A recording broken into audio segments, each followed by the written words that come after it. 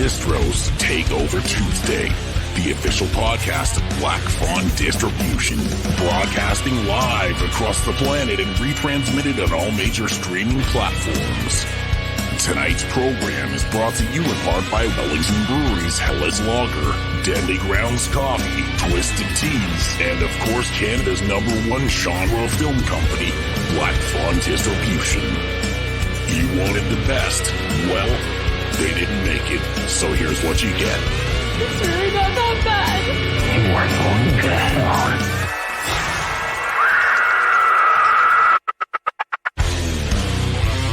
Here's your host, Benner from Black Fawn Distro. All right, everyone. Welcome back to Black Fawn Distro's Takeover Tuesday. I'm your host, Benner. Like the intro said, and of course, we're broadcasting live to Facebook, Twitch, Twitter, and YouTube. And of course, rebroadcasting to all the major streaming platforms, including Apple Podcasts and Spotify, or wherever you get your favorite podcasts. Please like, follow, share, and subscribe wherever you can. And whatever platform you're listening to us on, please feel free. If you're listening live, please feel free to leave a comment below, and we are going to get to your questions and comments throughout the show. Quick shout out to our sponsors. We've got Wellington Brewery's Hellas Lager, Deadly Grounds Coffee, of course, and as well as Twisted Teas. Couldn't do this show without them. And listen, we've got a great audience tonight, and I couldn't be more pumped for our guest. I'm, of course, talking about executive editor of Rue Morgue Magazine. In the house tonight, Andrea Subissati. And of course, we're going to be talking about all things horror, including a whole host of questions about and topics, including how Canadian horror still impacts and influences the rest of the globe. And, you know, we'll get to talking about, I don't know, Clive Barker. We'll be talking about maybe some George A. Romero stuff. And of course, I'll be asking some questions about the legendary Rue Morgue Manor, and which you're going to want to hear some of these stories because they're really, really cool. And as well, I've got Andrea in the green room right now. She's giving me the thumbs up. I think everything's good to go. And we're going to get to a whole, like I said, a bunch of stuff. Please, as I mentioned, if you want to follow us on Instagram, if you're listening live on Facebook or YouTube or any of the other platforms, please feel free to share the stream. Please share the link, and we'll try and maximize the audience tonight for Andrea and see if we can get as many people tuning in as possible and get as many hard-hitting questions as we can. Of course, Andrea does a lot of interviewing herself. We're flipping the tables, so to speak, and putting her on the other side, and we're going to get to some good stuff coming up. Anyway, as I mentioned, we've got I'm going to stop talking. I'm talking too much. Had too much Deadly Grounds coffee today, but that's all good. Of course, enough from me. You guys know the drill. Before we get to Andrea, we got to hit the news.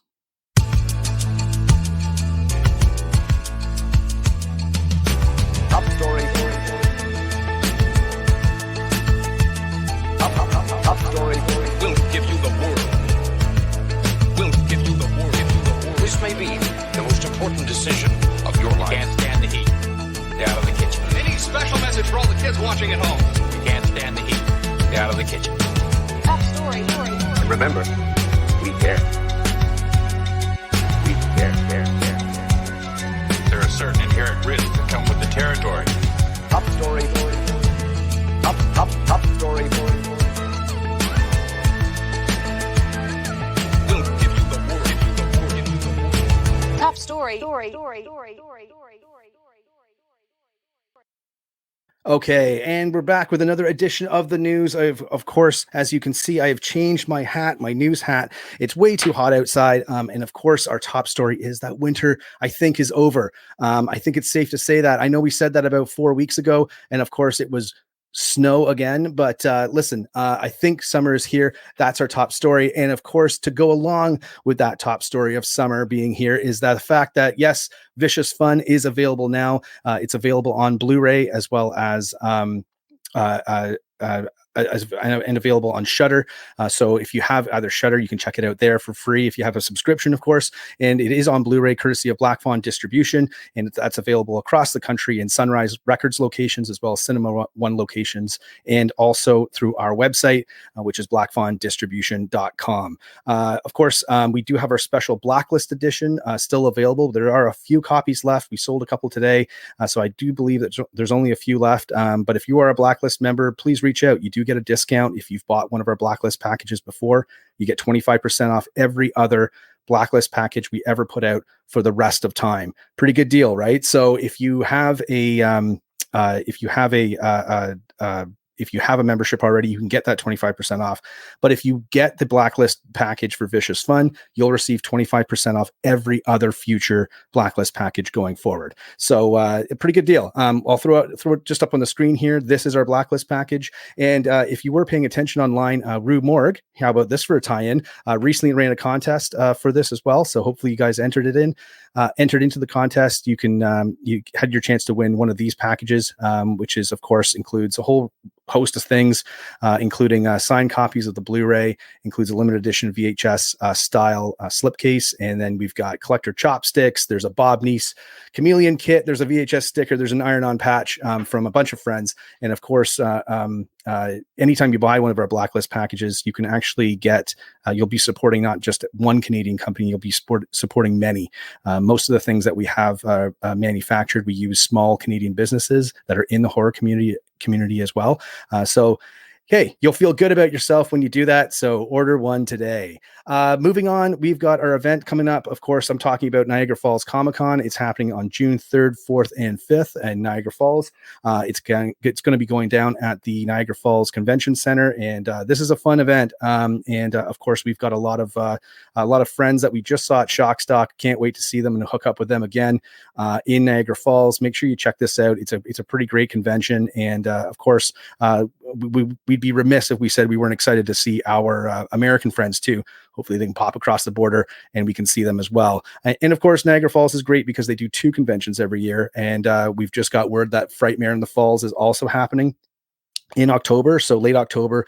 It's another horror themed convention, so it's all horror, which is pretty cool. We will be going to that one as well. So Black Fawn Distribution, bringing the Black Fawn Distribution bar to both of these events. I can't wait to get down there. So moving right along, of course, it wouldn't be a news update if we didn't have a Black Fawn Distro fried chicken sandwich report. That's where I go out and eat a fried chicken Sammy and tell you how good it is. And of course, this week we went out to beautiful Cambridge, Ontario, and we went to Fast Eddie's. Here's a photo of me just in the top left corner there of me enjoying a Fast Eddie's Chicken Eddie. It's not bad. It's just a chicken sandwich, really. It's not really like a classic traditional fried chicken sandwich. It's more of just a chicken patty. But hey, listen, I can't fault them for trying. It's $3.49, so it's a great price. It's like a snack sandwich. So if you're on the go and you just want to grab something and you want chicken instead of like burger meat, then I'd suggest this one. It's not too bad. It also comes with a tasty sauce called Ed's Famous Mac Sauce, which I am a big fan of. It actually got a whole half a star extra put onto this rating just because it's got Ed's Famous Mac Sauce. I'm going to tell you a little secret out there, everyone. If you've got something that you make, just put the word famous in front of it, and people will take notice. They'll be interested to try that at your next potluck. So anyway, so I'm going to give this kind of a quick, generous 3 out of 5. So doesn't quite make our list, doesn't make our top standings list, but 3 out of 5, not too bad. Good price, decent little sauce, little snack sandwich that you can get at Fast Eddie's. And I love Fast Eddie's too, because it's like a classic feel, sort of like drive-through burger joint. And also in Cambridge, they got this picnic bench outside, and you can sit in the sun and eat your sandwich. So let's take a look at the standings. Of course, we still have Coco Chicken leading at number 1. At a 3-way tie for number 1, along with Royal Electric. Their buttermilk fried chicken sandwich, which is also excellent, and Tall Tree Sandwich Co. in Hamilton. We haven't found that 3-way tie. They're all 4.5 out of 5. We haven't found a perfect 5 out of 5 chicken sandwich yet, but we're looking for one. So if you've got a recommendation or you've got a suggestion, please hit us up. hit us up on Instagram, drop us a line at takeover@blackfawndistribution.com, and we'll try and get out there. As long as it's not 100,000 miles away, we'll do our best to try and hit it up, and hopefully we can find that elusive white whale 5 out of 5 fried chicken sandwich. And of course, why the hell do we review these fried chicken sandwiches in the first place? It just tastes so damn good. That's right. Now, moving on, let's talk about our guest tonight. As I mentioned earlier, our guest tonight is executive editor of Rue Morgue Magazine. I'm, of course, talking about Andrea Subissati, who is at the forefront of everything horror, especially Canadian horror.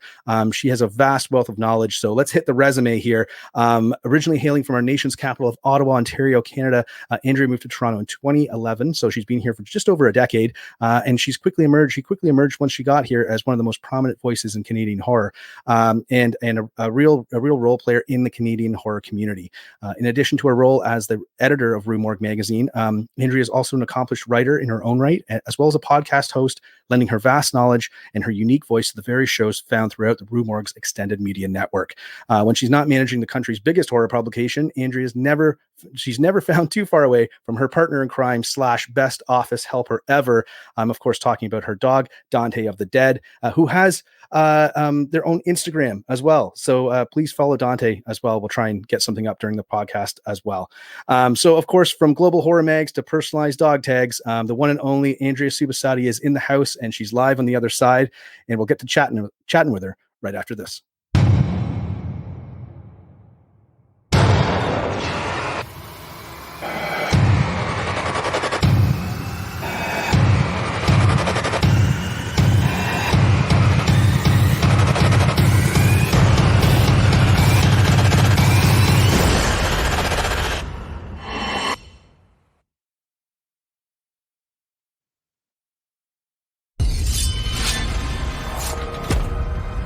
Need a ride?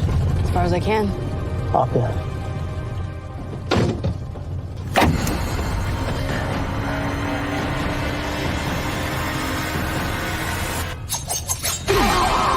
This is what you said to me. A group of serial killers attending a 12-step meeting tried to kill me and my accomplice before disappearing, leaving us with 3 dead bodies? No, 2 dead bodies. It's one word, right? Bullshit. Sorry to interrupt your meeting. Thanks so much for coming out. How do you maintain your lifestyle and keep your urges under control? I murdered the same victim repeatedly. Just give me a mask. Have you ever bitten into a kidney? What is this, some kind of support group for serial killers? Why are you here? It's complicated. Thought you had our little group sessions on lockdown. Are you Skinner? A slicer dicer or corpse humper? How did you get in here? I got drunk at the bar. I passed out in a closet for a few hours, okay? 911. Yes. Oh my God, it's horrible. Now, Bonnie told me that people are coming here to try and kill him. And maybe us. What? Us? Why? Tony!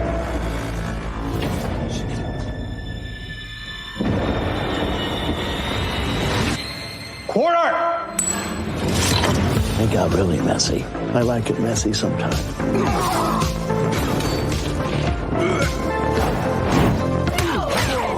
Smack in the face. I'm like a coiled snake. Gentlemen, we are about to have a lot of fun tonight. Hey, I didn't even gag.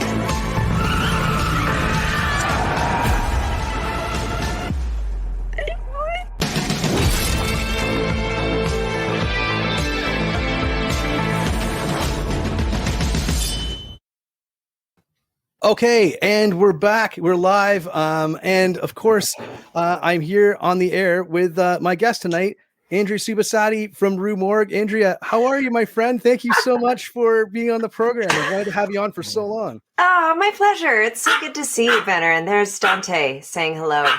He has a thing with the word hello. If I answer the phone, if I start a conversation, if I start an interview, he's running to the door right now because he thinks I just greeted somebody who's going to enter our house. And I will do my best not to mention the WALK word, or just so he doesn't get too excited. But I figured that might happen, so I put him in the intro just in case. Nice. He appreciates that. He appreciates all of your Instagram hits.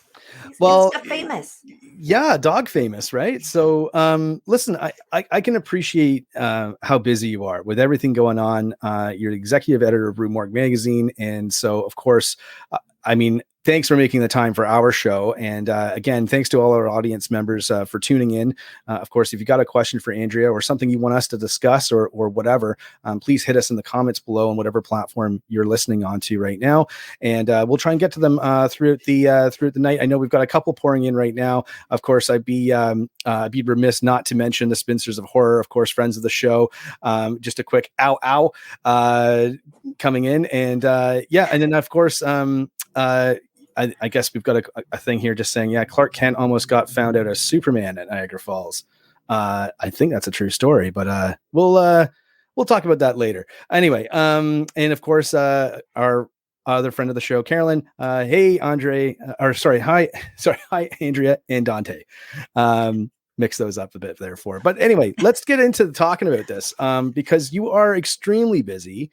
You wear a lot of hats, of course, with a publication like this, and it takes a lot of dedication. But tell us, can you give us the rundown of the history of the magazine for those out there who don't know, and how you got involved with it? And now you're kind of steering the ship, right? Like walk us through that kind of that history lesson, because I think that I still can't believe it. It's been 5 years since I've been editor, and actually I moved to Toronto from Ottawa. I didn't move here for Rue Morgue, but I moved here because Toronto had a horror scene and Ottawa kind of didn't. And I figured, being close to Rue Morgue, being close to TIFF, being closer to, that industry would help me get to wherever it was I was going to wind up. I never really had a very linear career aspiration. So I actually moved to Toronto after wrapping up my master's degree in Ottawa, upon which I wrote on zombie films. And so my master's thesis got published as a book, and I had Rue Morgue sponsor my book launch party, which is how I met them. And then, from there, I got to know Rodrigo Gudino, who is the founder and the president of Rue Morgue. And as I got to know him, I got to know the magazine better and kind of, how he started the magazine, why he started the magazine. And the reason he started the magazine was because at the time, there wasn't a print fan magazine that covered all aspects of the genre, from films to books to comic books to music. Horror fans live and breathe this shit. It's everywhere. It's in our clothes. It's in our housewares. It's in what we name our impossibly cute dog. And so that was Rodrigo's vision for the magazine. And so the first couple of issues were just, he put them together in his dorm. He photocopied them in black and white, and he gave them out for free. He sent them out anywhere he thought horror fans went and would be interested in reading them. He didn't start charging for Rue Morgue until issue 3, when he got a call and somebody said, "Hey, I'd like to buy your back cover." So that's the origin story of the magazine, which I love. There's something very pure and punk rock and independent about it. And I love that Rodrigo is, he's still helming the ship. He's not the editor anymore, but I do work closely with him. And, I consider it really important to maintain his vision, that we cover all aspects of the genre and especially stuff that our readers might have missed otherwise. Well, one of the cool things about it is that so the first issue was put out in 1997. Mm-hmm. So you're coming up in 25 years, which is crazy for anything, right? Anything at all, much less a print magazine.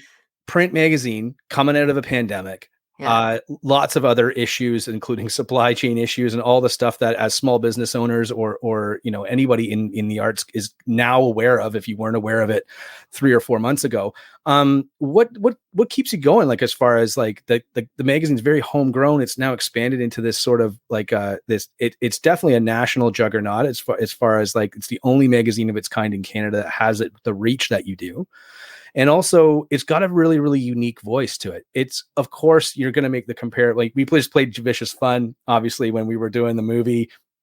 The reference to Vicious Fanatics, which is the fake magazine, is obviously just a little bit of a shout out to Fangoria. But I mean, that's really the only magazine that is sort of comparable to, at least in North America. I know there's some others, but you do have a unique voice inside the magazine that's different than anything else. And where does that come from? And how does that get put together?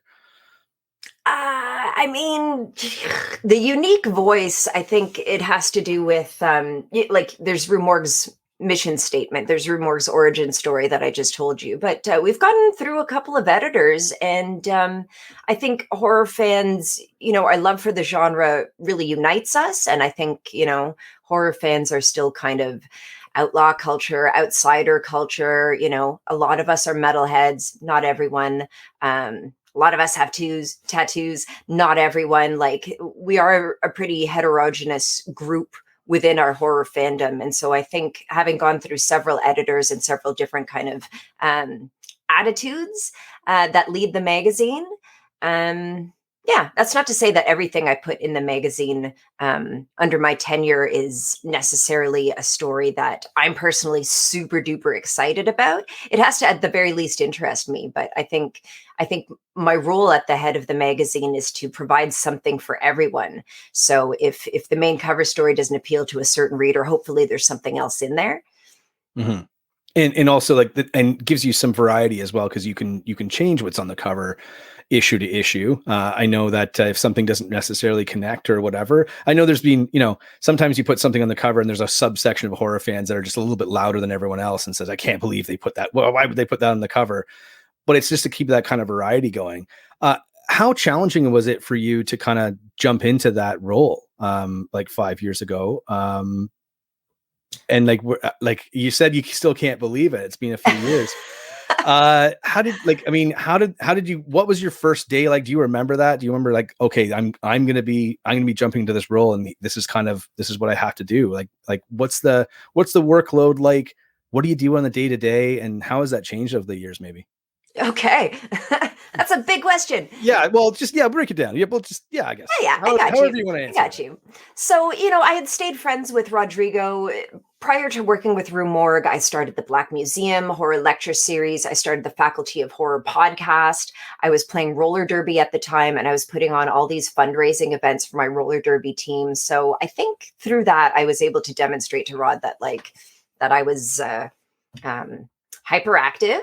And that I couldn't sit still for 5 seconds, and I always have to be doing something. And he always said, eventually, like one day we're going to work together. So Rue Morgue actually initially brought me in as office manager, and so I had an admin role for a good 4 years before I became editor. And when that happened, it was at a stage in the company's development where we had to pare back our staff. And so when I stepped into the role, it was kind of a different role than it was for the previous editor-in-chief. And that was a different role from the one before that. You know what I mean? I feel like every editor of Rue Morgue kind of has their chapter, and and it's hard to really compare and contrast. And indeed, like I was saying before, attitudes and values between editors differ. And I think the demographic who read Rue Morgue, we've got our diehard fans who stay with us throughout, but some are going to drop off. We're going to bring some new ones in, and that's just kind of part of the game. But right now, it's just me at the Rue Morgue Manor. The office manager that we have is part-time. She comes in once a week. So it's mostly just me and Dante. It's really quiet around here, which is crazy because 10 years ago when I used to visit the old Rue Morgue House of Horror, the funeral home. Do you remember it, Benner? So I never went to the funeral home, but Chad has, because that was the Rue Morgue Mansion, right? That was the Rue Morgue House of Horror. House of Horror. This is the Rue Morgue Manor. We haven't had a mansion yet. Oh, okay. Maybe that'll be next. Okay, I was misinformed from and you can guess from who, but yeah. I mean, it's I've been to the manor and it's awesome. And it's I remember we went there. This was a few years ago, and we showed up, and we were like, "You're yeah, just come on over." It's such a cool place because it's everything that you would think of as a horror fan is in this one sort of giant, I don't know what you would call it. It's almost like a compound now, right? Okay, that works. Yeah. I mean, it's an office. It's my home. We definitely have a party room. We've got lots of administrative stuff, lots of envelopes. We're still making magazines, but also a lot of art and memorabilia. We have a crazy DVD and Blu-ray collection. Yeah, a lot of junk. A lot of junk I inherited, but also a lot of really cool shit too. And Benner, next time you're next time you're in the neighborhood, there is a place about 2 blocks away that makes a killer fried chicken sandwich. I think it might actually take that 5-star spot. Oh, really? And I would be so honored to be the one to introduce that to you. Yeah. Okay, we're in. Yeah, for sure. We're coming over. Now that's a great segue because I'm probably going to be there anyway. For you've got the Rue Morgue 4th annual Spooky Flea Market coming up, which is on June 11th, I believe, and that happens sort of like in the outside part of the building. Talk to us about that. Like, how did it? I mean. It's nice to see events come back online. I always love talking about them. We just went to Shock Stock a couple of weeks ago, and it was just like so interesting to see everyone and just be like, wow, like, and how much, is everyone okay? And does everyone look older now? And like everyone does. Yeah. Everyone emerges from their caves, I guess. Yeah. But how excited are you to have this project come back, or this event come back online? And what can you tell us about it? I am so excited. I love this event. This event is 100% a labor of love. It's a lot of work and it's a lot of stress in that when you're planning an outdoor event and you can't control the elements, that's always kind of a really stressful thing. So every single year that I do this, it calls for 50% chance rain, and I have to make the call and let all the vendors know whether or not it's going forward on that day or on the rain date. But God, I crave stress, I guess. I'm addicted to it. I don't know what to say. The Spooky Flea Market was, I was saying before that this place is full of junk. And when I say junk, I mean, like, it's not stuff I want to put on the curb. It'll be a poster of an obscure horror movie that is signed by the filmmaker to Rue Morgue, but it's been badly treated, so it's dog-eared and fucked up. And I'm like, this is going to mean something to someone. I don't want to throw it on Buns or eBay or something like that. I should sell it as a flea market. I'll just have a flea market. I'll just sell everything that I don't want in the basement for super cheap. And all the horror fans in Toronto can come out and bring their own tables and sell their own junk too. So I made a Facebook event page, and then I recorded my podcast with Alex West. And so I didn't come back to it until 4 hours later. And it was like, 2,000 people are coming. And I was like, oh. Perfect. I can't accommodate this many people. I don't have permits or I thought that this was just going to be a little bullshit thing, but it ballooned. And so I procured a partner to help me organize it. And in the first 3 years that we were doing it every year, we started having a food truck, we started having more entertainment. It kind of grew in scope. And then, of course, due to the pandemic, we took 2020 off and 2021. So this is the first time in 2 years. And I'm really excited. It's such a unique event. And I don't even think I knew what it was going to be like until we did it. I don't think it was until after we were tearing down the first time that I was like, horror fans don't actually have a whole lot of opportunity to get together in the light of day, out in the sunshine, bring their kids, bring their dog, an event that's free to attend and just wander around. There isn't really anything like it. Well, that's the big thing too, is that it's free. It's also low cost for vendors to come out too. So if you go through the application process and get chosen, it's very, very low cost.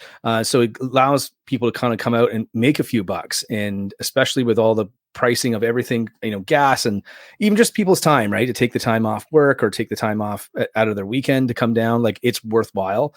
And that's not a slight on the bigger conventions. They're just different animals for sure, but you never know. You can run into problems where you're like, how are we going to as a vendor, it'd be nice to clear some stuff today because, that helps their businesses keep going. So I love this event too. I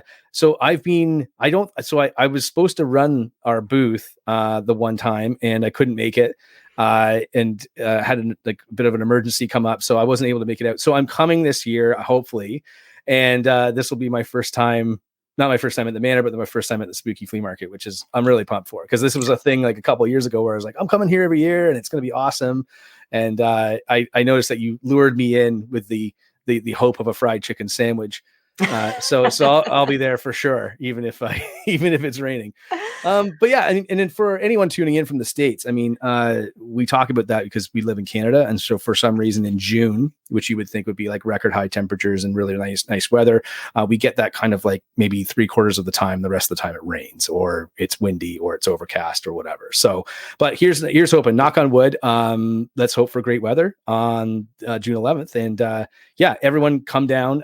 What's the how do people get there if they're in the city or just outside? Oh my God. One thing I can always count on is people messaging me and being like, where can I park? And I'm like, well, we're holding the event in our parking lot, so can't help you there. I think public transit is really the best way to go. And we are right on the Dufferin bus, which is it still the worst bus in the city? I'm not sure. I don't think I've ever taken that one. Oh, okay. Because I know that for a while, the Dufferin bus was kind of like legendary for being like the shittiest bus to have to take next to College. No, College is a streetcar. That can't be it. Or maybe that's the worst streetcar and Dufferin is the worst bus. Anyway, the only reason everybody hates it is because it's Dufferin Street. So it's busy and there's traffic, but I still think it's the best way to get there. And it'll take you right to our door. Yeah. And if anything, you'll get into a little bit of an adventure in Toronto. And that's always... That's part of the experience. Exactly. You want the real thing. You don't want the touristy thing. You want to come do the real thing, right? So, listen, we got lots of great people tuning in tonight. So, just want to get to a couple of quick questions as well, or quick comments. Just from Carolyn. She's piping. I used to live around the old Rue Morgue funeral home / crematorium in my crypt. It was a crematorium. It was a funeral home, Benner. Like we used to have, there was a chapel with pews and we had a projector set up and then we would do screenings there. I'm saying it was before my time, but I did get to go a couple of times. It was so fucking cool. Awesome. Spencer's a horror saying, Spooky Flea, take all my money. Gladly, no problem. We'll be there. I'm sure. I never know who's posting on this. I always assume it's Kelly. Me too. So Kelly, thanks for tuning in tonight. And if it's Jessica, thanks, Jess. And of course, and then we've got a chicken sandwich with a side of ketchup chips. Haven't tried that. I usually don't get the side. I usually get mac and cheese because I like to try it if it's there. But yeah, mostly I'm just kind of I just go right to the sandwich. That's what I want to try. I want to try and find the perfect fried chicken sandwich, right? So anyway, there's some good ones in the city. I feel like the fried chicken sandwich is having a moment. Have you tried PG Clucks? Have you tried that one? So I have tried PG Clucks, but before I started doing this thing, and I don't know why I started doing that. I was just like, for some reason during the pandemic, I was always a cheeseburger guy. And for some reason, I don't know how this happened. I just stopped eating cheeseburgers and started eating fried chicken sandwiches. Like on the regular, and then I was like, I should just do a little review. We should try and find the best one because there's a debate in town. But yes, sorry. Long story short, I have tried is it PG Clucks? I think it's G, yeah, like rated PG. Because it's right beside the Royal. Because it's right beside the Royal. That's probably the only reason I've been there. But I haven't tried. So I have to come down and try that as well. So I might have to make a chicken sandwich weekend at some point. So, but anyway, enough about my horrible dietary habits. But so in addition to everything you're doing, you mentioned that you're doing podcasting. You mentioned that you do a lot of interviews. You obviously host a whole range of shows on on Rue Morgue TV, which is your YouTube channel. How did you get involved with that? Was that always something that you were looking to kind of dive into in addition to writing for the magazine, or was that something that came later and you just kind of grabbed it and went with it? Well, that's an interesting question. I don't think I ever had an interest in being on camera. I think, for people who take to writing, it's because they appreciate having the amount of control you do over your words. You're able to make yourself heard and understood. And if it doesn't come out right the first time, you go back and edit and you can make it perfect. And so I think for a writer, I actually get pretty nervous speaking off the cuff the way I am now, because I don't have quite as much control over my output. I could stammer, I could say the wrong thing, I could make a mistake that's not fact checked or whatever. And when I started the podcast, it was 2012. That's another big anniversary. Is the Faculty of Horror is going to be 10 years this December, which is insane. It's insane to think that podcasts have been around that long and like that they've blown up the way they have. But that adventure started with. Oh, I think we might I have was just a guest on the. Oh, there we go. I think you're cutting out just a little bit there. So. Oh no. I think we're okay. No, I think you're good. You're good. Keep going. You can see in the playback that I'm like frozen, like. That's live TV. I know. I don't know why I do live TV, but see? This is why I'm a writer. When you're writing, this doesn't happen. It's like extra pressure. So maybe I'm addicted to it as well. But yeah, you never know what can happen. Gotta try and freeze in a good face. Yeah. Yeah, just never blink. Anyway, sorry, go ahead. Yeah. So yeah, I started the podcast with Alex West 10 years ago. And, at first we really liked how, our faces weren't on it. And in fact, I believe still to this day on our website, our contact thing has us wearing masks because podcasting was such a great way to, have your voice heard without your face is, like for women who want to talk about horror movies, it kind of means a lot to be heard and not be judged on our appearances and stuff like that. So, right. So that was kind of built into the fabric of why we started the Faculty of Horrors, that it's a way to be heard and it's a way to be totally independent. And, after a couple of years, it started doing really well. And of course, now we're doing live shows. Now you can see our faces and stuff. But yeah, and I never super had an interest in being on camera. I think it's just something that comes with the territory of having a role like I do. And after a while, you just kind of embrace it. Yeah. And then of course the from that kind of offshoots all of these shows that you have on YouTube, which people can check out. We'll make sure we throw the link down in the YouTube description as well, which links to the channel, so people can kind of easily check that stuff out as well. But like, how is that production process for all of those shows? Like, how does that happen? And because I think a lot of people that tune in sometimes are running their own podcast or running their own sort of outlet for horror or what they want to talk about. Like, how does that how has that grown, and like how has that become its own other kind of beast, right? Well, I'm thrilled to hear that. Like, again, it's been several years that we've been doing Rue Morgue TV, but I feel like it was just yesterday that we had this idea. Let's start putting out more content. Let's start reaching a bit more into the digital space. So we shoot maybe every other month here at the Manor. And that's when we shoot all my promos, the little bumpers that go at the beginning of the episodes. And, we've kind of called in friends of the magazine, staff of the magazine to come in and do an episode. I think our earliest episodes were we had an advice column with our columnist Lance, who is known spectacularly, not only for his appetite for terrible movies, but just really bad life choices. So the idea of him giving advice is hysterical. He was an early show. What else? We brought Yasmina in to do her VHS column in video form, and she's amazing. Yasmina, of course, from the Witchfinger podcast. Her energy is unmatched, and it's amazing. And then nowadays, I think some of our most popular shows include Terror Tarot, where we've got like a Rue Morgue intern who is really into tarot cards. It starts talking about horror movies that address tarot, and then she kind of evaluates whether or not they did it right. What else? Alex West has a new show on Rue Morgue TV called Sympathy for the Sequel, where she chooses a franchise and she looks up the lowest rated entry of that franchise, and she watches it and tries to come up with some nice things to say about it and give it some love.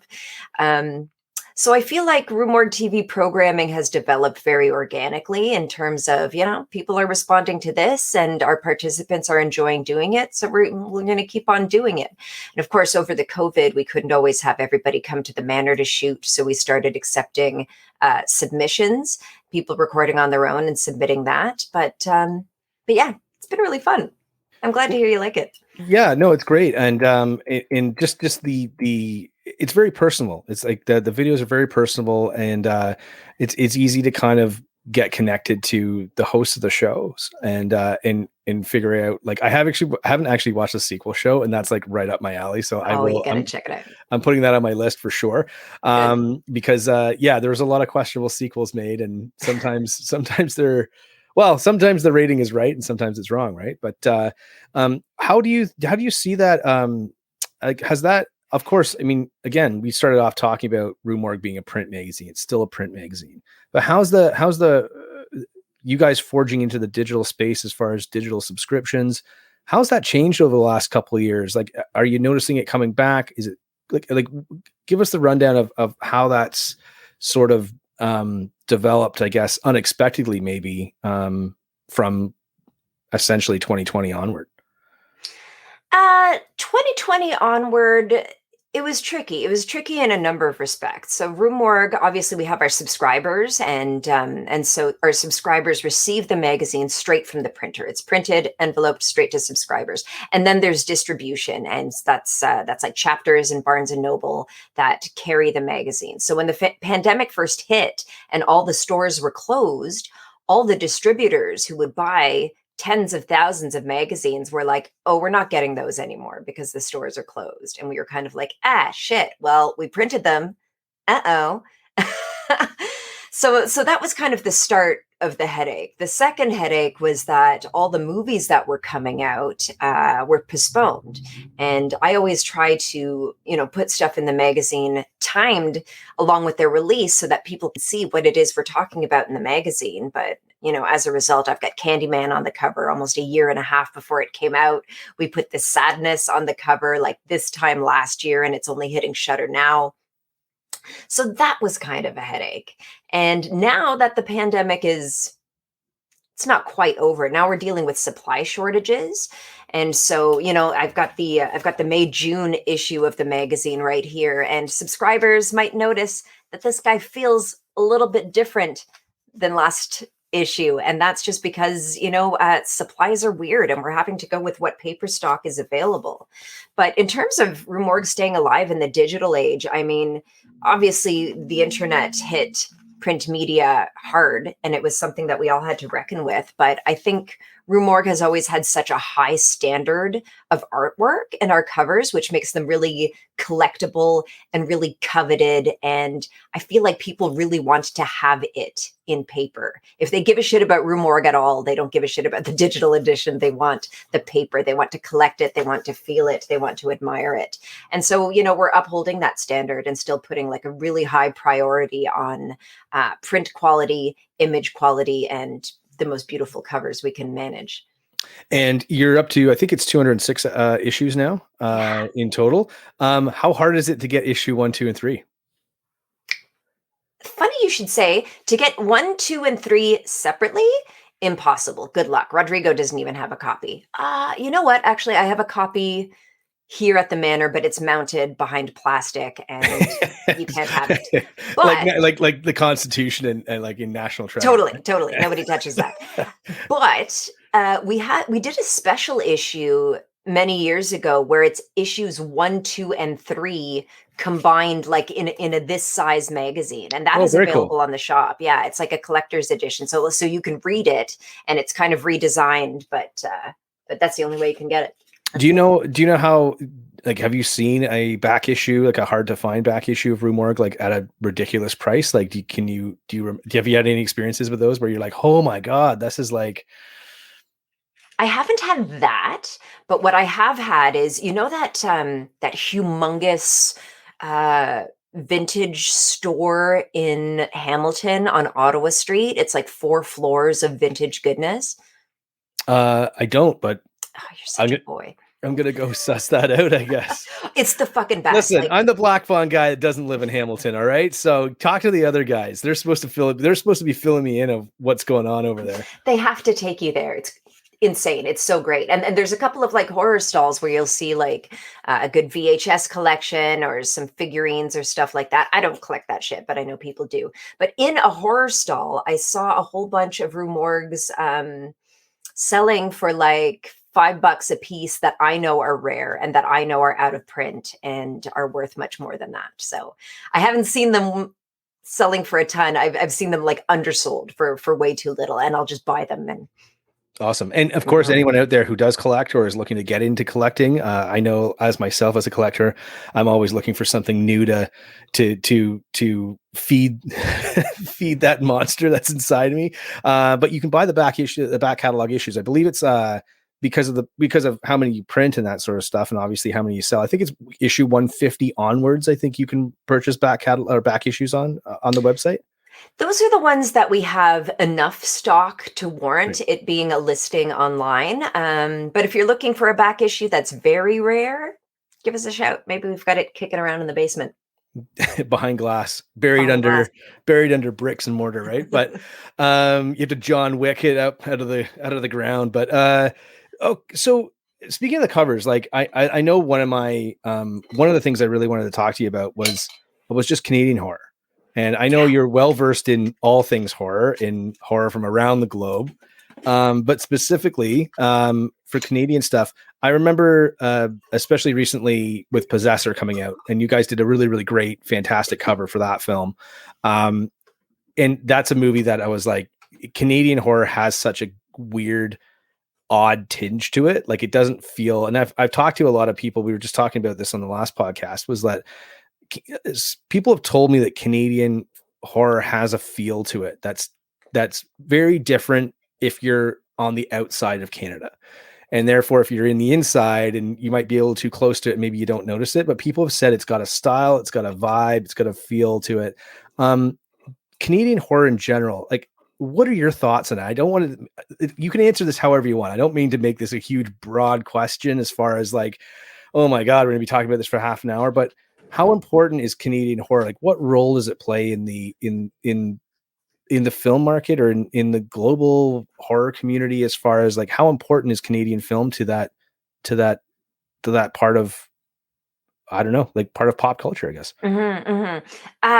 It's a really big question, and it's a really interesting question, because I feel like I'm often kind of called upon, if not directly in an interview like this, but like in a gig or a feature, or an article I'm writing, or in an interview, to essentialize Canadian horror. And I have a really hard time doing that. And I often wonder if it's because I'm too close to it, or if it's because, you know, I'm inclined to these weird stereotypes that are tied to when I was studying horror in the academic setting. And of course, we talk a lot about the tax shelter era. We talk a lot about Cronenberg. We talked about how horror thrived in Canada because of this government intervention that made it so. And I do believe that to a certain extent that is still the case. Is Canada has many, many flaws, but they do kind of still give a fuck about their art, and there are grants to be had that allow organizations like Rue Morgue, and I'm sure Black Fawn, to thrive. You know, we do have support, we have TIFF, we have institutions, and we believe it's important to foster our own art. Now, when I think of Canadian art, I always think of fucking Margaret Atwood. And, you know, she was talking about how like American cinema, or no, she was talking about literature. She was talking about American literature is categorized by the frontier, and they see everything as a frontier. And that kind of informs all of their, you know, the Western movies, the heroes, the epics that came out of the US. And in the UK, it was The Island, or something. I might even be misquoting. But in Canada, it was the wilderness and the garrison mentality. You might have you heard of the garrison mentality? I haven't myself, no. Her point was kind of that Canada was so wild and wildernessy that that Canadians have had to fortify themselves against the wild, and as a result, our fiction is very contained.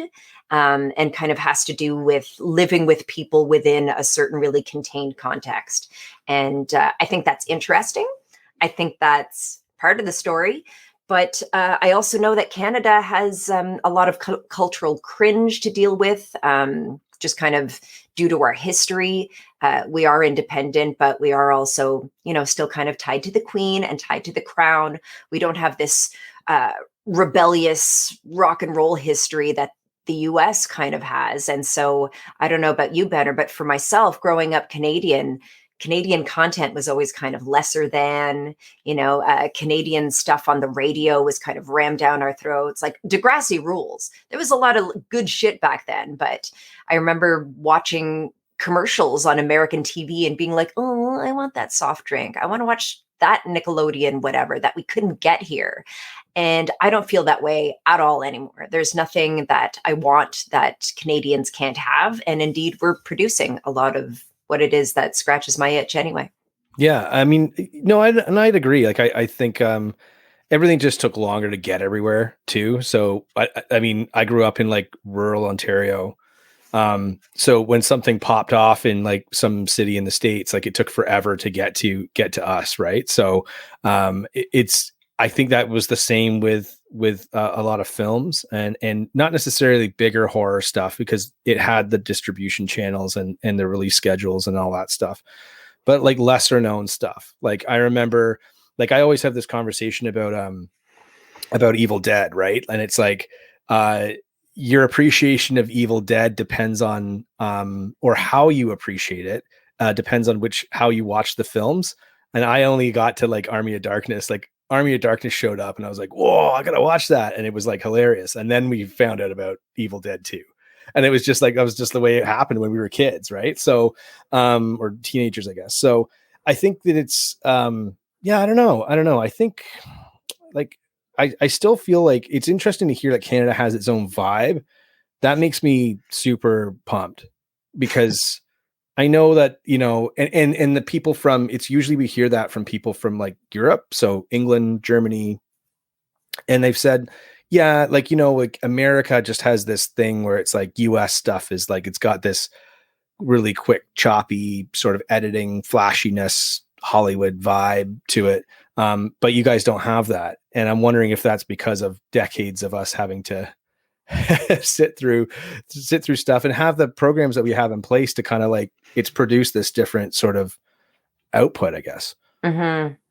Yeah. Well, I mean, the tax shelter era was such a big part of the history of Canadian cinema and not just of horror cinema is that, there was an impression that horror is easier to make, horror is cheaper to make, and people were taking advantage of these tax credits. And then I think it's so interesting that like one of the greatest horror filmmakers to ever live, David Cronenberg, came out of this tax shelter era and the Canadian public kind of turned on him and was like, we don't want people making these kinds of movies with our tax dollars. And yet now he's kind of celebrated as the influential cultural giant that he is. And so, I feel like it's always, there's always a tension, and especially with something like horror where it's not for everyone. It's not super family friendly. Like, there's a reason you're not going to walk into Barnes and Noble and see Rue Morgue at the front. Sometimes our covers are pretty gory. Do you remember our cover for The Sadness? I wonder if I have it handy. Yeah. So I haven't seen The Sadness yet, but I have heard it is fucking crazy. It is fucking bananas. And actually, I'm hosting a watch party for it this Thursday. If anyone would like to attend, find Cult Rue Morgue on Facebook and join the Facebook group, and you can get more information about that. But The Sadness was made by a Canadian abroad. Oh, really? So, yes, I'd like you to follow up with, after you've seen it, you can tell me how Canadian you think that movie is. Well, I don't know if I can tell. Like I can tell when stuff's Canadian, like when it's on the CBC.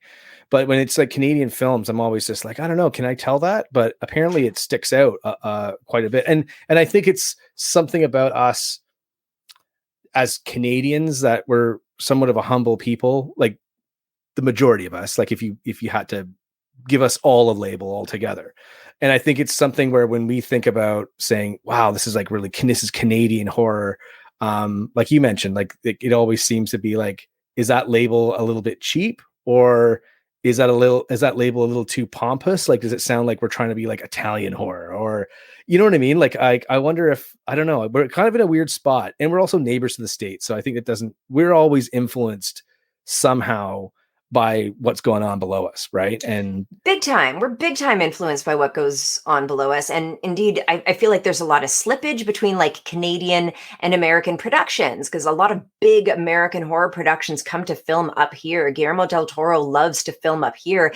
That doesn't really make a film Canadian. So I think that's actually where independent films like Black Fawn films have the biggest role in essentializing what it means to be Canadian, because they were conceived and made in Canada, like authentically within Canada. Yeah, and also Cronenberg. We should probably attach this to his resume. He's actually father of other awesome Canadian horror filmmakers too. So yeah, I always watch like his earlier work. I'm really interested to see his new flick. It's sorry, Future of, what's it called? Future of I'm drawing a blank now. I'll have to find out. I don't care what it's called. I love that already. It doesn't matter. I read something today that said people will not like this movie in the first 5 minutes. Like, you'll know if it's for you in the first 5 minutes, which is actually pretty interesting. So I'm hoping that. But he's been around forever. Like, I remember being in school. I remember when Crash came out. And Crash, for all intents and purposes, is a horror movie in its own right.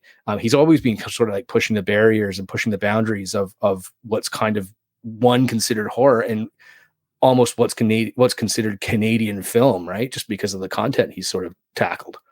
And how nefarious it was. Yeah, he is like baked into the fabric of Canadian film history, no doubt.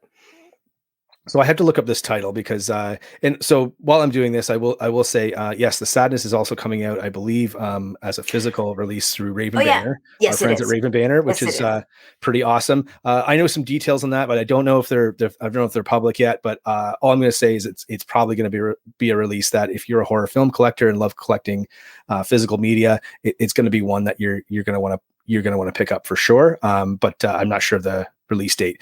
And that just filled up enough time for me to tell you that, yes, David Cronenberg's new film is called Crimes of the Future. That's right. That's right. Which is a great fucking title. I mean, even if you didn't know what that was, if you're at a film festival, you're like, I want to see that. It sounds sci-fi, might be horror, might be whatever. So we'll see how it goes. But I loved Possessor. Possessor was like, obviously his son directed it, but it had, like, it felt like a Cronenberg movie. I know that's weird to say, but it did have a holy shit moment in it where that I was like, I'd never seen anything like that in a film. And it really took my breath away as far as, like, it really caught me off guard, and it was really, really, really well done. So I don't know. I think the future of Canadian film looks good, like especially for horror stuff. But anyway, anything you want to add to that? I know. Yeah. I think that Canadian filmmakers and creators no longer need to really feel that pull to go to LA to make it. That there is a film community in Canada, and you can make really cool films here and have wide distribution and have it look really good, and you don't have to leave anymore. Because remember when it felt like an exodus? Like, anybody who was talented went to the US to work. Yeah, and you couldn't make it in anything unless you were in the US. And that went from, like, I think that stemmed kind of like from Mike Myers and Jim Carrey, and like all the Canadian comedians seemed to like not being they wouldn't make it in Canada, or they'd make it a little bit in Canada, and they'd reach the end of that road, and they'd have to go to New York, or they'd have to go to Chicago or LA, or to kind of make it to that next step. Is there anything you can see? Like, I mean, you've studied more than most people about Canadian film and that sort of. Is there anything that you can see as far as like how the Canadian industry could change for the better? Like, how could it give more? Like, how could it expand to sort of develop the Canadian film more than it already is, I guess? I don't know. It's not really my expertise, is policy. And like I said, I feel like things are moving. And indeed, like, maybe I'm too close to it. Maybe I'm pseudo part of it. You're definitely part of it. I'm making my travel plans to go to Fantasia soon. TIFF is coming up. Like, it's a good time. And that's why I'm asking, because I'm too close to it. I think it's a great time to be interested in Canadian horror. And I think it's a great time to be a creative in Canadian horror. I've seen Black Fawn grow from teeny tiny to where you guys are now. Shucks. I know. It's like we've left the nest, right? And can I just embarrass you for a minute? Anyone who 100%. meets Benner fucking loves Benner. Oh, like, I don't know how many people in the world are named Ben, but there's only one Benner, and everybody, like, if you say Black Fawn, everyone's like, Benner is my guy. Well, that's because someone named Benner does all the hard work around here, right? It doesn't go unappreciated. And I'm just saying that out loud to see if Chad's listening tonight, because he usually pops in and make sure I'm doing a good job. So, no, you know what? Thanks so much for that. I really do appreciate that. And honestly, it's really just for me. It just stems from my love of talking about stuff. And when I was a kid, I just got into music and movies were the two things that I loved, and I couldn't get enough of it. Like I could just consume as much as possible. And I've always had good times and good vibes and good experiences with horror. Like it scared the shit out of me at some points in my life. It's also like I've had a lot of fun experiences, like going to the drive-in and renting movies, and it always seems to tie back to, and again, it's almost like a universally shared memory of doing stuff like that. So I love it. So when people come up to the booth or whatever, I just love talking. I just love shooting the shit. It's fun for me. So, but I appreciate that. Thanks. It's important. It's important because like there are these institutions, like Rue Morgue is a company that makes magazines. The bare minimum I could do and still be doing my job is to make magazines. You work for Black Fawn, you do your job, but we are so passionate that we do stuff like this. We do stuff like the Spooky Flea Market. We do stuff like show up to the convention and give a shit and meet people. And, you know, to me, that's Canadian horror, is that there is a community and there is a scene, and it's a caring and embracing one. The one thing, and I'll just share this with our audience too, as well, is that the one thing when we started doing conventions, we all sat around, we said, we got to come up with just sort of a bit of not a plan, but just like, how are we going to, you know, present ourselves in this kind of physical capacity where it's not just online, it's in person and stuff. And we just said, we just welcome everyone up to the table, and whoever wants to talk, we can talk to them and be interested in you know, what they have going on. We've met future filmmakers from there, from that sort of idea. And it's just kind of just, hey, you never know who you're going to meet. Right. Like, and it's not like don't judge every book by its cover. It's not that. It's just like, make time for people that are making time for you. That's the only way I can describe it. And it's always been a good thing that we've always kind of lived by that. And it's, yeah, like I said, I mean, we've met a lot of cool people. Some of those people work for us now. And like, you know, it's like, it's crazy how that thing happens. So I would say anybody out there, you never know who you might meet. Always put on, always be nice to people that you meet for the first time. You never know who you might, what that might turn into. So anyway, speaking of stuff and questions and talking and all that stuff, listen, I didn't tell you about this, but we have a rapid fire section of the show. I know you've watched the show before, so this can't come as much of a surprise, but you are an interviewer. You do a lot of interviews, but I said we were going to flip the tables on you tonight. Are you good to go? Can you do a rapid fire? Of course. Okay, let's do it. All right. So, of course, this section of the show is brought to us by Wellington Brewery's Hellas Lager. Of course, that's this fancy beer right here, which is produced in Guelph. Actually, it's brewed in Guelph, and it is from Wellington Brewery, which is the oldest microbrewery in Canada. And of course, I'm going to crack this because this is also I can't find mine. I don't think it arrived in time. Benner, is it waiting at my door? Oh yeah, it should be there soon. Yeah, absolutely. Absolutely. Okay. Yeah. Okay. I get the message. Take a big sip. Tell us how delicious and refreshing it is. Go on. While I drink water like a chump. Delicious. Well, this is kind of my halftime. This is my little reward as I kind of crushed and marched towards the end of the show. But yeah, for anyone out there, if you're looking to pick it up, check out Wellington Brewery. You can obviously swing by their brewery in Guelph, Ontario, or you can pick up some tins at your local LCBO or wherever you buy your adult beverages, like a bar or a pub or whatever. Anyway, Andrea, let's go. We got 5 questions for you. There are varying degrees of difficulty. Are you ready?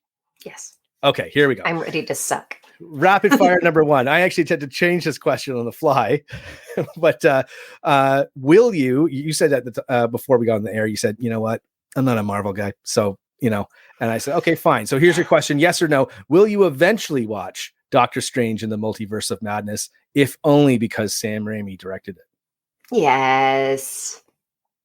It's worth watching. I don't want to do a big debate about it, but it is kind of funny.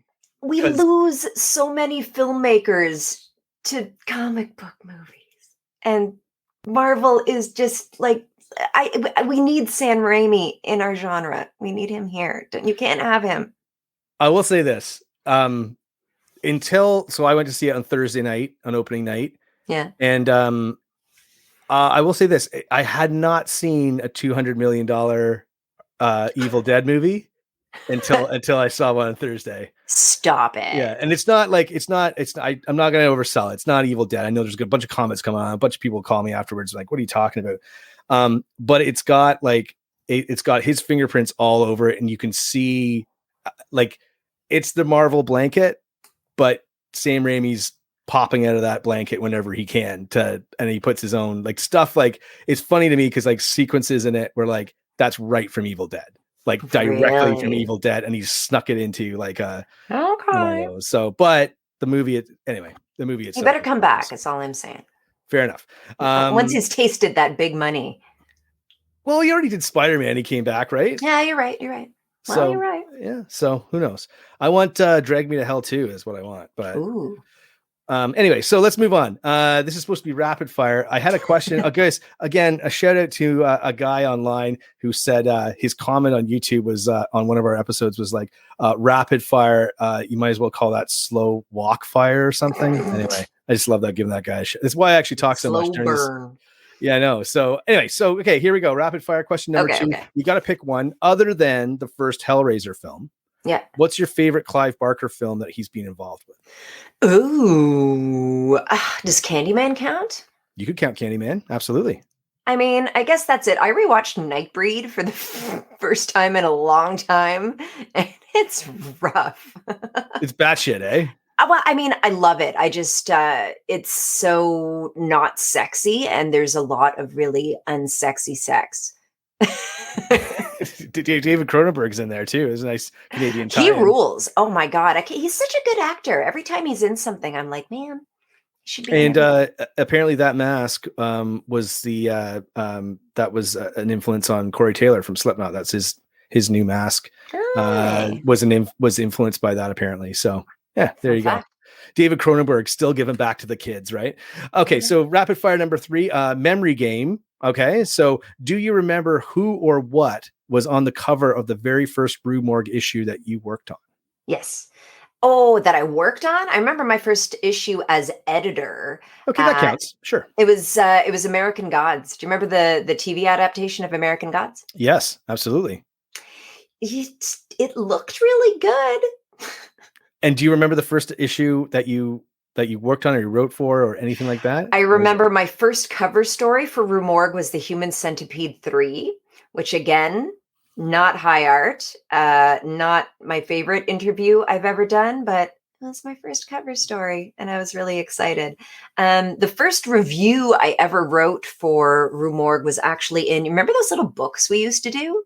There was the 200 lesser known horror movies that you need to see. I wrote a blurb in that on Suicide Club, and that was my first time ever writing for the magazine, and I was chuffed. Good use of the word chuff there, by the way. Okay, fair enough. So rapid fire question number 4. Tell us more. Can you tell us the origin story of the amazing Clive Barker painting that hangs in the Rue Morgue Manor? I can tell you what I know of that origin story. It was before my time, so that story has been passed around a couple of times, so who knows how accurately I have it. But once upon a time, Rue Morgue had a big chunk of Fan Expo Canada, and they called it the Festival of Fear. And Rue Morgue programmed all the guests for that. We organized everything. We would have off-site events, and then obviously a very big installment at the show. So Clive Barker was the guest of honor one year, and as far as I'm told it, he painted that motherfucker in his booth while he was standing there, and while fans were coming up to him and being like, "Hi, I'm a super fan. Here's my really annoying anecdote about the first time I saw Hellraiser, and it really scared me." And he was kind of like, "Cool, yeah." as he's painting. And like, you've been to a shit ton of those conventions, Ben, or like sometimes when it comes to a guest of honor, like a high echelon guest of honor, you'll see them for maybe 5 minutes. And that's after waiting in line for 20 and spending $100. But he painted that at his booth while he hung out with people all day. And then he fucking gave it to us. That's awesome. And is that, I don't want to misquote you, but did you once say that was the one thing other than Dante and yourself, that was the one thing that you would run back into a burning building to save? It's priceless. It's Clive Barker. And it's original. It's a fantastic painting. Like, we'll try and grab a photo. Well, you know what? We'll try and grab a photo and we'll throw it up online at some point. Because we put it on the cover. We put it on the cover of the magazine. So even if you look up Rue Morgue and Clive Barker, you might be able to find that issue. Okay. And rapid fire. And our last question, of course, rapid fire. Have your say. There's a lot of chatter lately online about how big films are too formulaic. Care to comment? Big films? You mean like big budget, big Hollywood? Yeah. I'm gonna agree. Indie is where the heart is. Indie is where ideas are being tested and formulas are being challenged, and that's where the up and coming creatives are coming. I'm going to agree with that. Okay. The correct answer is no. But thanks. We appreciate your insight into that. And I'm sure our audience does as well. And that does it. You survived. This is the rapid fire question. That does it for rapid fire. Of course, this part of the program is brought to us by Wellington Brewery's Hellas Lager, Hellas Yeah, which is right here and delicious. I'm sorry, Andrea, next time I'll make sure that the delivery guy shows up on time and delivers some fresh cold cans right to your doorstep. I would have gotten more of them right. With proper fuel in the tank. Absolutely. Well, listen, we've got a few more comments from our audience, and I got a couple more questions I'd love to ask you. Are you able to stick around for a little while? Just a little while longer? Okay, we're going to take a quick commercial break, and we'll be back with Andrea Subissati right after this.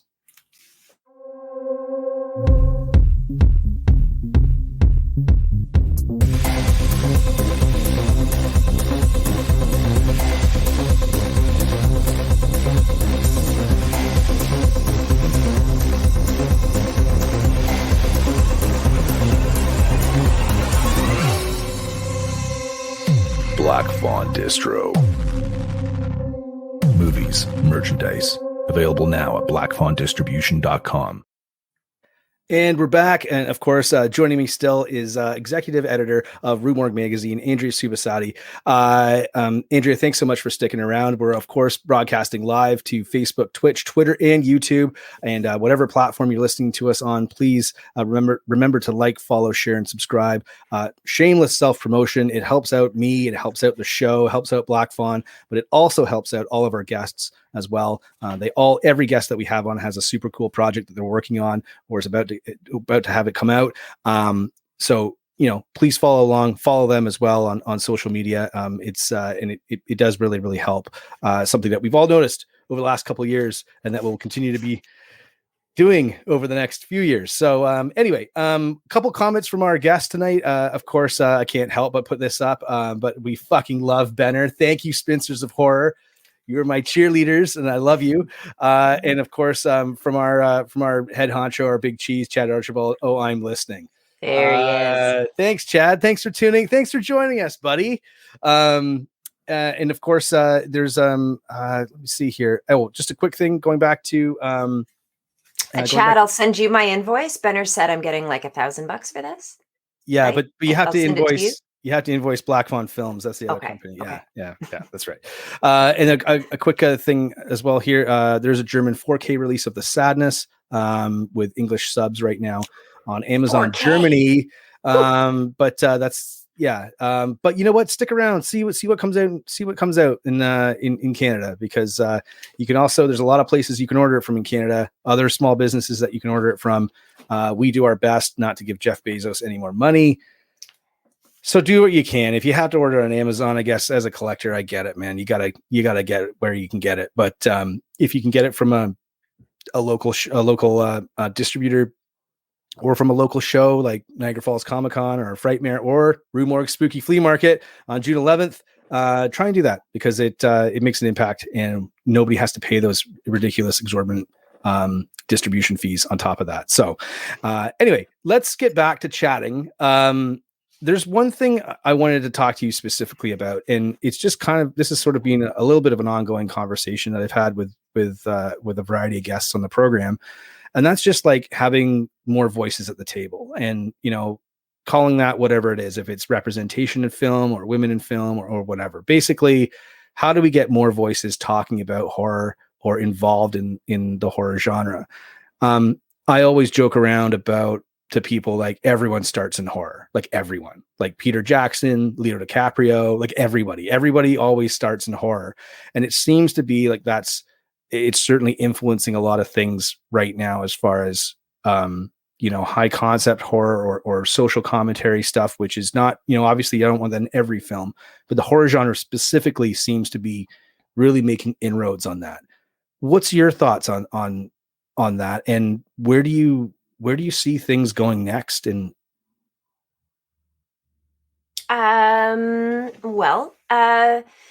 I agree with you. I have always felt like horror has been on the vanguard of important social change, and that's because I think that horror is inherently transgressive, and the way we approach horror, the way we look at horror, the way we analyze what's going on in horror, the representation is necessary, because so much evil in the world has to do with sexism, has to do with racism, has to do with homophobia. So it kind of stands to reason that these issues would be tackled within the genre before anywhere else. I mean, like, yeah, they're going to be tackled in dramas where it's going to be like a sappy melodrama that doesn't actually challenge anything.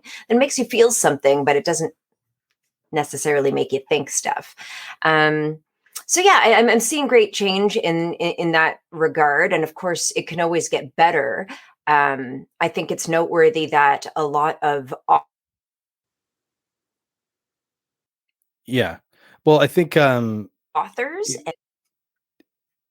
Yeah, sorry. I think we're just hitting that little delay there. Sorry about that, folks. No, I think we're good now. It's probably just some interference from somewhere. But no, go ahead. You were talking about authors, I think, is where you left off. Oh, and maybe I think we're running into some technical difficulties right now. I'm just going to talk for a little bit here, just while we kind of give that just a little bit of time to get going. But thanks everyone for joining us. Of course, we're available.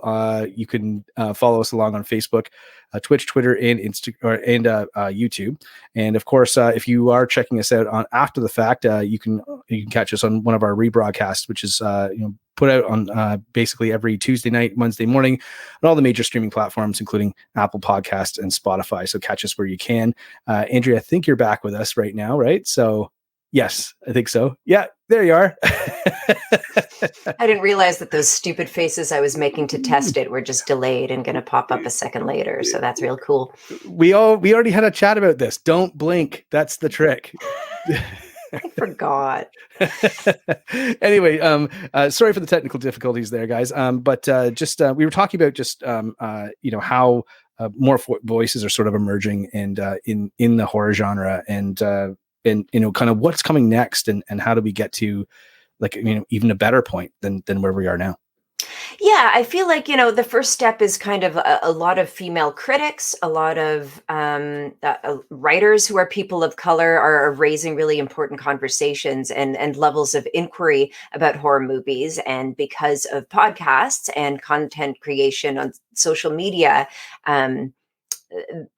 the barriers to enter that game are very low. And so a lot of people are having their voices heard as regards what they have to say about the genre. However, when you look at people making horror, it's still a lot of white dudes. It's more and more white women, but I think there's still a great disparity there. And I think a lot of people who are interested in horror wind up going into horror criticism because there are bigger barriers to actually making horror. So I think that's really going to be the final frontier is when the creators become more balanced. Yeah. And I think that at some point too, there was I almost felt like there was people weren't sure how to criticize horror that was coming out, that was made by non-white dudes. And I thought that was interesting for a time because again, it's like, I know there's a bunch of stuff going on, but it's like, I really just want to read great criticism of the story, the characters of the film. Is it worth your entertainment dollar? Is it worth your time? And if anything nowadays, it's time. That's the biggest commodity for a lot of people. And also you're competing, anything that comes out is really competing with all of these streaming platforms. And like the joke about, flipping through Netflix, trying to find something to watch takes you longer than watching an actual film. Like there's a lot of truth to that. There is. And so I think that film criticism especially is very important, and having those, like, I think it's better for a film if it has more voices saying, hey, this is good. Like, check this out. It's worthwhile. I'm not sure if we had that before. I really don't think we did until maybe like 2 or 3 years ago. I think it really started to change around 2018 is where I kind of saw it changing, where you would see more, more Black critics, more women critics, more, and reviewing the same stuff. Like, I think for a long time, horror movies, action movies, like it was dudes reviewing those movies because they just felt that like potentially women or, non-white dudes wouldn't appeal to them. And now we're seeing sort of like that sort of maybe reversing a little bit, which is interesting.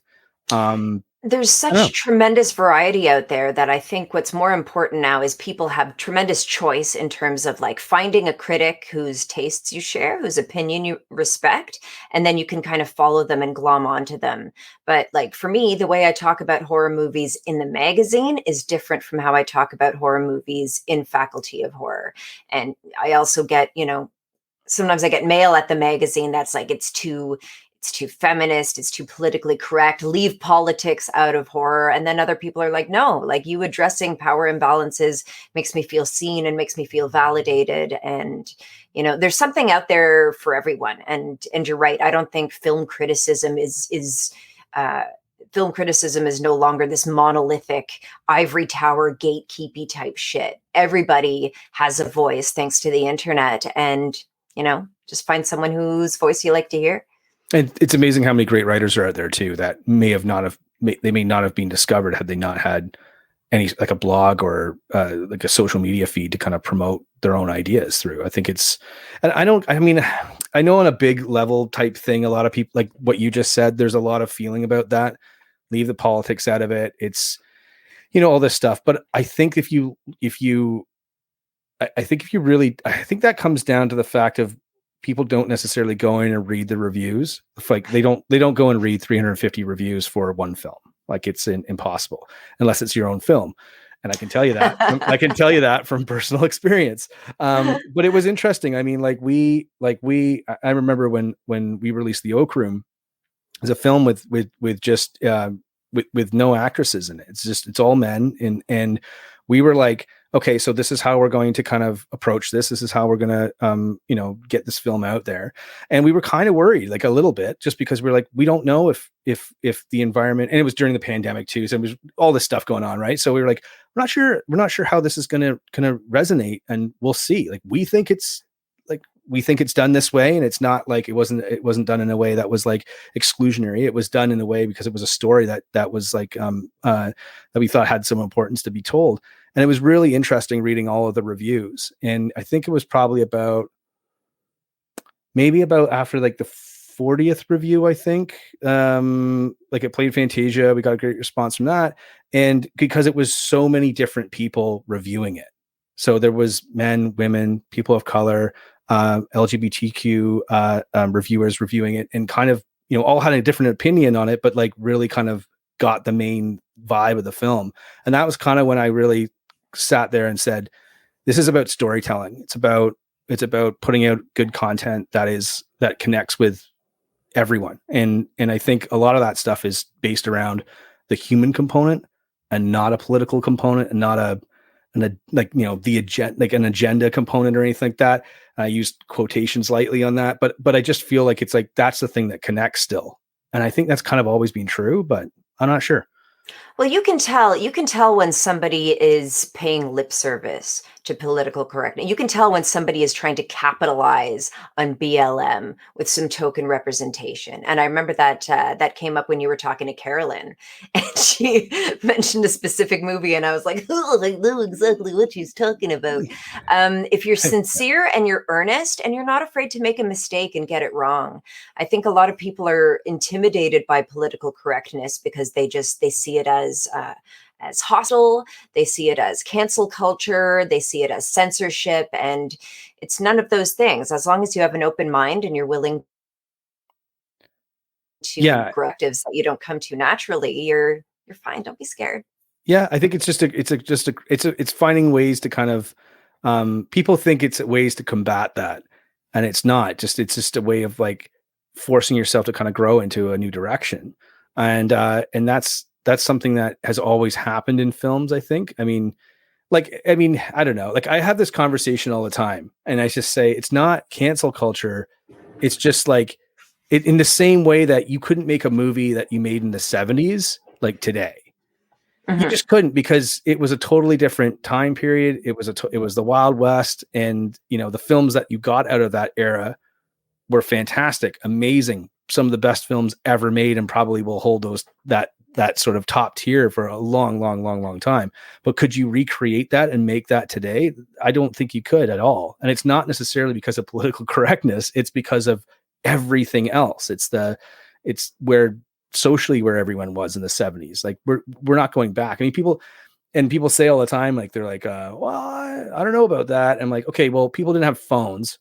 So like there's like the whole mental capacity of a society is totally different, right? People get their news from a newspaper, maybe a radio. And so now I look at it today, and when people say that, I'm like, just find a new way to make films, make a new way to tell stories. And there's, as far as I can tell, there's a lot of stories left to tell. So that should be interesting. That's right. And then there's also the aspect that art lives on beyond you and outside of you. And, some movies take 10 years to get their due. Some movies take 20 years to get their due. Some movies hold up 50 years later, and others fizzle into obscurity. And some of the biggest hits were like accidents, lightning in a bottle. And so I don't think anyone should be trying to make Night of the Living Dead, but try to make your own Night of the Living Dead by being sincere and being earnest and being awesome and making the art. You know what I mean? Don't imitate Night of the Living Dead. Innovate like Night of the Living Dead. Yeah, exactly. So before I let you go, a couple quick things to get to. What's your take on this whole kind of new wave of like rebootquels or requels, or movies that are sort of like actively leaving out a whole bunch of sequels and kind of like continuing on from the first one? It's like the remakes from 4 years ago. And the reason I bring it up is because of course we just did our Hot Stove from Hell episode about Scream. Had the Spinsters on, had Bry Barrett on, and of course Jessica Buck from Rue Morgue. And we really start talking about Scream 4 and how Scream 4 is one of those movies that has really stood the test of time, because they were talking about remakes, and we're sort of in this weird limbo place where we're kind of still making these remakes, but they've been recategorized as sequels. Your thoughts? Because I'm really interested to see what you think. Well, I mean, I think reboots and sequels and franchise love, like it is kind of a cyclical thing. And I do feel like we're in a moment now where it'll die off and then it'll come back again. But I think what's interesting about this permutation is that at this point in cinema history, not only do we have the execs who are like, I don't want to risk my money. I know people are going to come see a new Halloween, so let's just put out whatever new Halloween. We are also of the age where this generation of young filmmakers grew up on those movies. And so of course they want to remake Halloween because they've seen it 100,000 times and have had 30, 40 years in their head to think of how they would take it, how they would make it different. So I kind of get that in that respect. And honestly, had you asked me this question a month ago, I would have been like, I'm fucking over it. Reboots, stop. They're all stinky. They're all getting rushed. They're crap. They're garbage. But I really, really enjoyed that Scream reboot. Holy shit. I thought it was decent too. I saw it late because, like I said, so many of them were just kind of poopy that I was like, I'll get to it. But I loved it.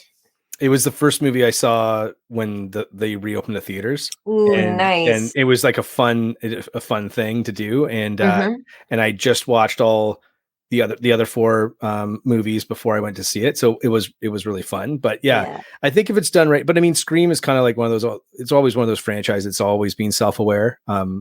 Clearly, right? That's that type of movie. But yeah, the others, I'm not sure. I wonder if Hollywood is out of ideas, and I'm wondering if we might enter into like a new kind of, I just want them to give less money to more filmmakers.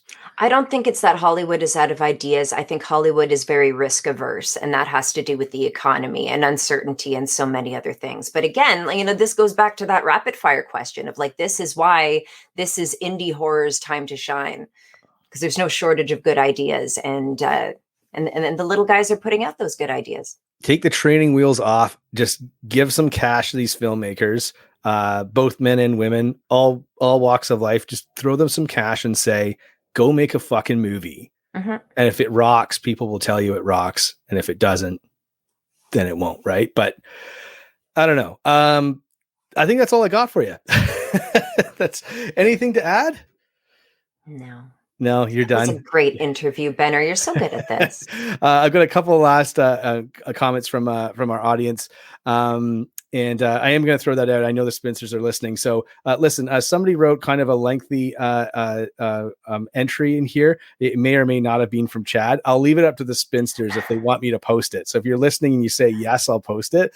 Yeah, quick question here from our friends the Spinsters. Andrea, any chance of a live Faculty of Horror event here in Toronto? And also, yes, this is Kelly. Hi, Kelly. You know what? We were on the verge of planning something when COVID hit.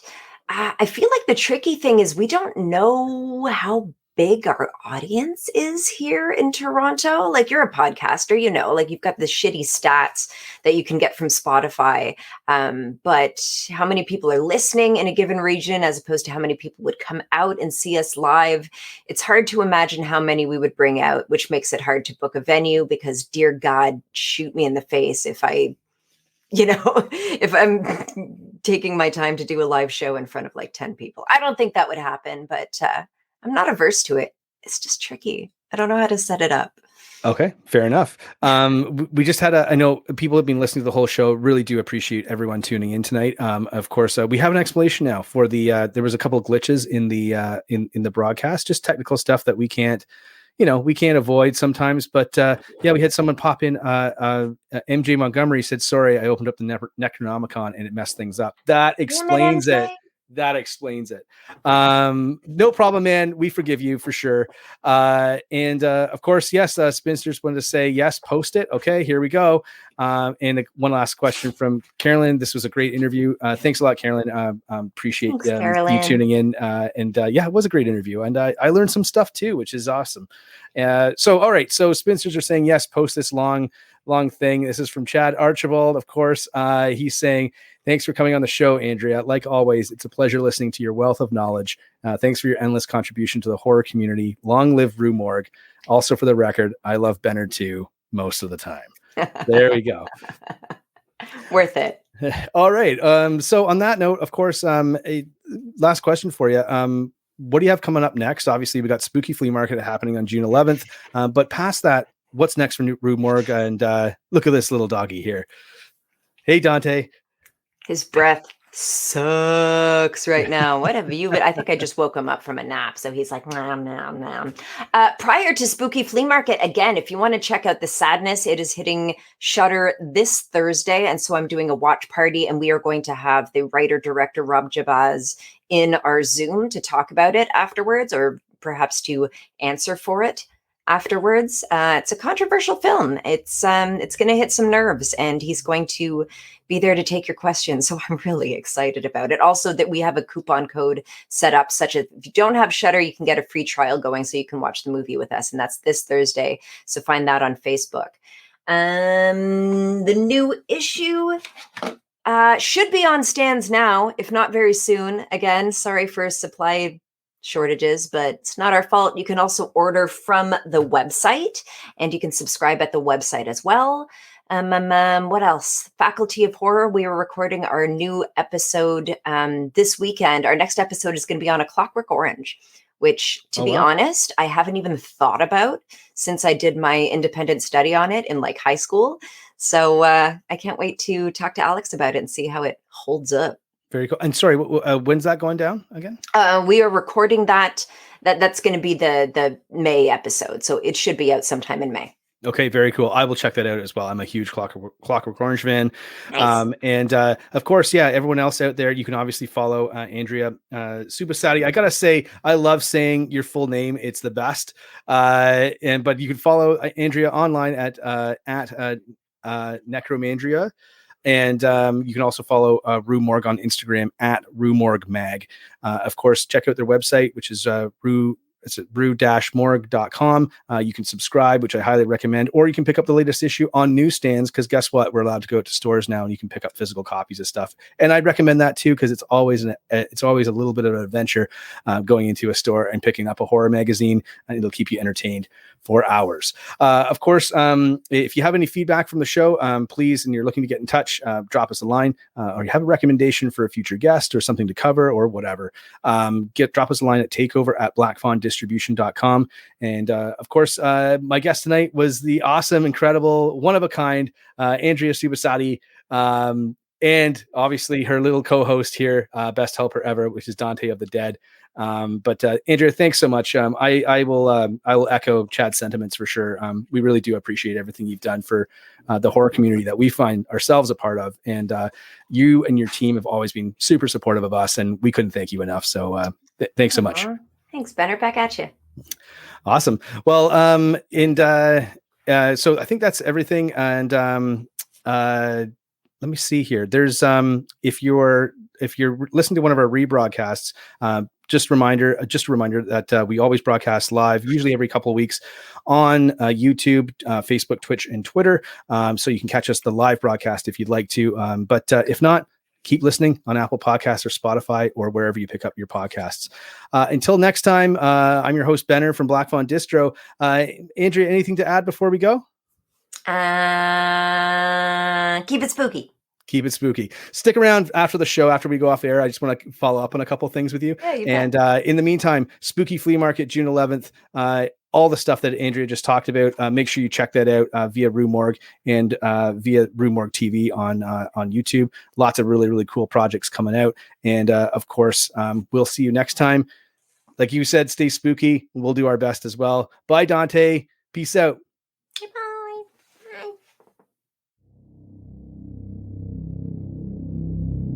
And that does it for another episode of Black Fawn Distro's Takeover Tuesday.